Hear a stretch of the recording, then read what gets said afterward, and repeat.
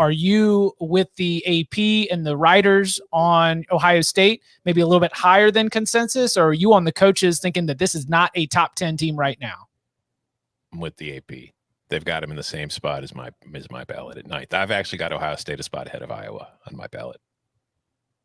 I don't think losing to Oregon as the season moves on is going to prove to be a bad loss. And this is Tom's Oregon Ducks. Good on you. You backed yourself into a corner over months of analysis and win totals locks. And there's no corner. Expert pick. Free and easy. Yeah, no. You were like, hey, you know what? And Oregon's a playoff team. And we were all like, okay, Tom. Look great now. I knew all along. Why are they that? Go ahead, Tom. Go ahead, bud. No, go ahead, Danny. Why are they that far from Clemson? You know, like if you wanted to do this based, I have them lower because I would penalize for a loss, and it was a home loss. But I mean, if Clemson's is considered a good loss and you keep them up there at 6, why would you? I mean, Ohio State's loss wasn't that much different. And like it was different looking. Who looked more impressive in their loss? Like, I think Ohio State did. Yeah. But it was to an inferior quality team, right? Like Ohio State was a 14-point favorite and Clemson was a 3-point favorite. But just because the spread was wrong doesn't mean it's like Oregon is not an inferior quality team. Again, this is an Oregon team. To Georgia? They just literally went on the road and beat Ohio State. Why the hell can't they beat Georgia? Georgia couldn't score against Clemson. Oregon's got a better defense than Clemson. I do think that Ryan Day has a real problem, though. Like, the way that Ohio State recruits, I refuse to accept the idea that they have missed on all of these defensive recruits.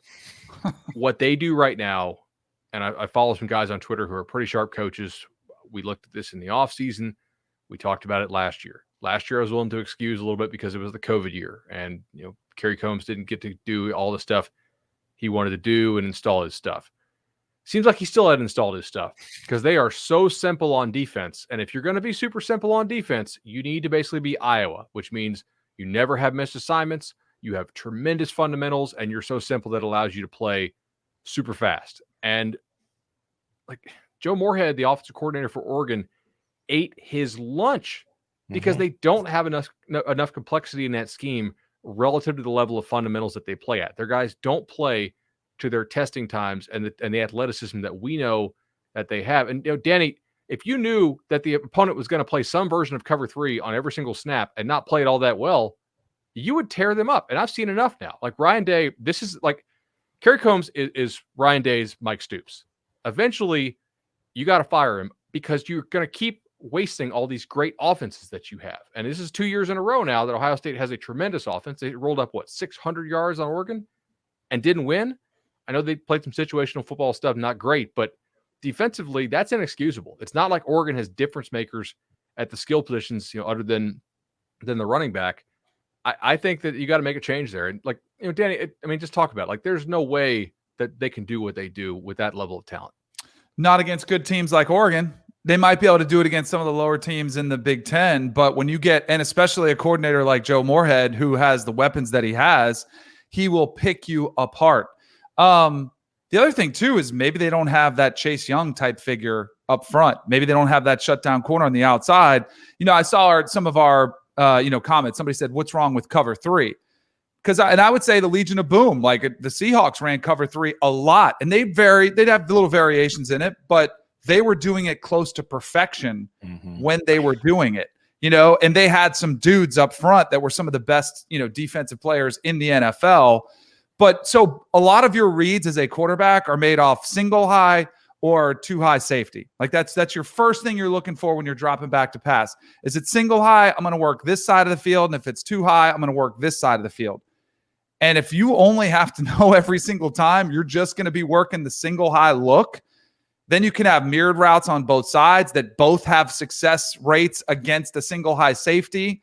In the run game, you can go away from the safety. Whichever one is coming down in run support, you can run away from him with a really simple opposite call or some sort of audible at the line of scrimmage that's really, really basic. Because college, you do have to keep some things basic. But if you just have the run support safety and you know which way he's coming down and you just go the other way, you're going to have an advantage in the run game every single time. Like it is you have to be multiple, and it can't just be cover 3 or man. Like, it's got to be multiple. You have to show different looks. You have to go too high sometime just to keep the other team guessing, because if you don't, they will rip you apart just like Oregon did on Saturday. I think cover 3 is great. I think it's a great defense. I think it's a great podcast name, and it's fantastic. Sorry, Thought I should mention that. And I do think like you could run cover 3. That's fine. If that's your base defense, that's fine. It's just if you're not getting any pressure or a pass rush, you need to figure out ways to, produce it. And they're clearly not getting it by just lining up straight and going straight ahead on every single time with their 4 down linemen, which is what they were doing against Oregon and wasn't working. And even going against, Minnesota, they only had 4 tackles for loss against the Gophers. Now, part of that is obviously the fact that Minnesota ran the ball 50 times per game, and it's, they were kind of just playing it that way, but still, they're not getting pressure on opposing quarterbacks. They have far too much talent on that defensive line not to be getting pressure. And maybe when you're playing Maryland or Indiana and those offensive lines, it'll come naturally without doing anything. But when it's not, you have to have a plan B. You have to have something you can bring out to just change things up and generate the pressure that's not there, because there's no way in hell you're going to stop anybody, no matter who your secondary is, if the quarterback's got all the time in the world to wait for his receiver to find the empty spot in your zone.